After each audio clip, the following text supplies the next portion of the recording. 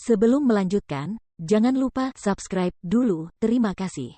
Bab 198, pertama di daftar hadiah, Yang Tian. Yang Zexuan setengah menutup matanya saat aura yang mencengangkan mulai terpancar dari tubuhnya. Aura itu terkumpul, dan dalam waktu singkat mencapai tingkat yang jauh melampaui jangkauan alam inti emas.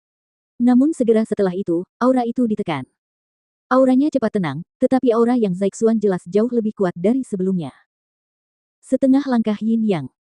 Haha, dia mencapai terobosan lain. Kakak kedua, selamat. Jian Wushuang dan rekan-rekannya semua memandang Yang Zexuan dengan senyum bahagia. Mereka tahu bahwa Yang Zexuan telah mencapai alam setengah langkah Yin Yang.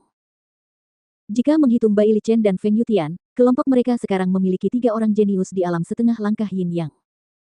Terlebih lagi, Yang Zexuan memiliki kekuatan tempur yang dahsyat.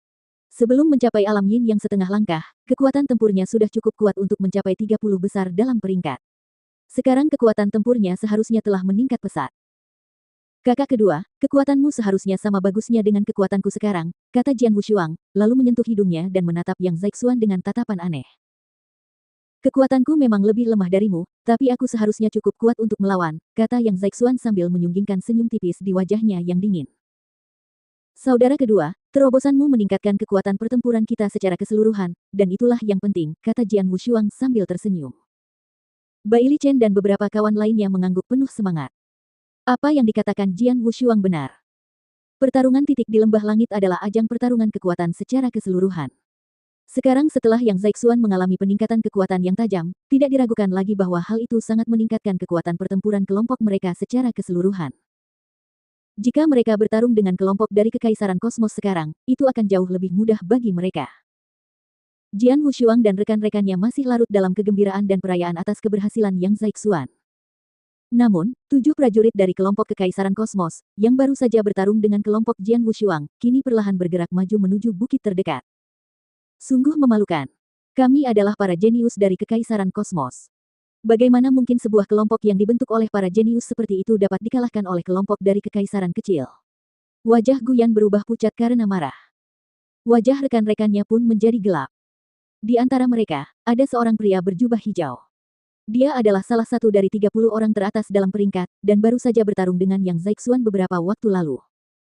Orang itu tadi, pria berjubah hijau itu bergumam sambil berjalan, dan alisnya tertekuk. Apa yang terjadi, Cudong? Guyan menatapnya dan bertanya. Tidak ada. Aku hanya merasa orang yang kulawan tadi tampak familiar, seperti pernah kulihat sebelumnya, jawab pria berjubah hijau itu. Oh, Guyan tercengang. Begitu seorang prajurit membentuk inti emas, ia akan memiliki ingatan yang luar biasa. Biasanya, selama mereka pernah bertemu seseorang sekali atau memiliki kesan tentang seseorang, akan sulit untuk menghindarinya. Karena Cudong merasa Yang Zexuan tampak familiar, mereka seharusnya pernah bertemu di suatu tempat sebelumnya. Kamu berasal dari Kekaisaran Kosmos, tetapi orang itu berasal dari dinasti Tianzong. Kedua dinasti itu sangat jauh satu sama lain, dan perbedaan kekuatan antara kedua dinasti itu sangat besar. Bagaimana itu bisa terjadi? Guyan bertanya dengan nada bertanya. Cudong menepuk kepalanya sendiri dan mulai mencari-cari di dalam ingatannya. Tiba-tiba dia membelalakkan matanya dan berkata, aku mengerti, aku mengerti. Itu dia. Ini di luar ekspektasiku. Cudong berteriak mengerikan. Siapa dia? Guyan segera bertanya. Cudong menarik napas dalam-dalam, lalu berkata dengan serius, dia adalah Yang Tian, dia adalah orang pertama yang menduduki peringkat teratas dalam daftar hadiah Kekaisaran Kosmos kita. Apa? Apa yang dikatakan Cudong mengejutkan Guyan dan beberapa jenius lainnya yang berdiri di sampingnya. Kekaisaran Kosmos memiliki wilayah yang luas, populasi besar, dan banyak prajurit. Tak perlu dikatakan lagi, dinasti sebesar itu akan memiliki banyak masalah. Jadi ada daftar hadiah di Kekaisaran Kosmos. Daftar hadiah dibuat secara pribadi oleh keluarga Kekaisaran Kosmos. Orang-orang yang muncul dalam daftar tersebut semuanya adalah penjahat penting yang dicari oleh keluarga Kekaisaran. Mereka sangat mementingkan hal itu. Yang Tian, putra Raja Yang, menduduki peringkat pertama dalam daftar hadiah. Rumah Kekaisaran Kosmos Empire menawarkan hadiah untuk menangkap Yang Tian, dan itu sudah menunjukkan. Siapapun yang mampu membunuh Yang Tian dan membawa kembali tubuhnya, beserta hak interspatialnya, ke Istana Kekaisaran, akan ditawari posisi Adipati kelas 1. Ia juga akan menerima 3 wilayah kekuasaan, 500.000 perak, dan 10.000 eliksir. Selain itu, ia dapat memilih harta karun dari perbendaharaan Kekaisaran. Jika dia berhasil menangkap Yang Tian hidup-hidup dan menyerahkannya ke Istana Kekaisaran, maka dia akan diberi posisi sebagai Pangeran Komando kelas 1. Dia juga akan menerima 8 wilayah kekuasaan, 5 juta perak, dan 100.000 eliksir. Dia bahkan dapat memilih 3 harta karun dari perbendaharaan kekaisaran. Status Pangeran Komando kelas 1 merupakan posisi yang tak tertandingi di Kekaisaran Kosmos. Status mereka setara dengan anggota keluarga kekaisaran. 8 wilayah kekuasaan setara dengan 1 provinsi dalam hal wilayah kekuasaan. Perak dan eliksir hanya menjadi perhatian sekunder. Memilih 3 harta dari perbendaharaan kekaisaran juga merupakan daya tarik yang fatal bagi setiap prajurit di Kekaisaran Kosmos. Bagaimanapun, perbendaharaan kekaisaran jauh lebih berharga daripada paviliun rahasia di Istana Naga Dinasti Tianzong. Tak perlu dikatakan lagi, harta karun di paviliun harta karun sangatlah berharga. Jika memilih 3, seberapa hebatkah itu? Ketika hadiah yang ditawarkan diumumkan beberapa tahun lalu, semua prajurit di Kekaisaran Kosmos terkejut. Banyak prajurit yang ingin sekali menemukan Yang Tian yang disebutkan dalam hadiah tersebut. Namun, Yang Tian telah menghilang begitu saja, dan tidak ada yang tahu kemana dia pergi. Tapi sekarang, Yang Tian muncul kembali. Terlebih lagi, ia muncul kembali dalam perburuan paling timur yang diadakan oleh 12 dinasti Barat Laut.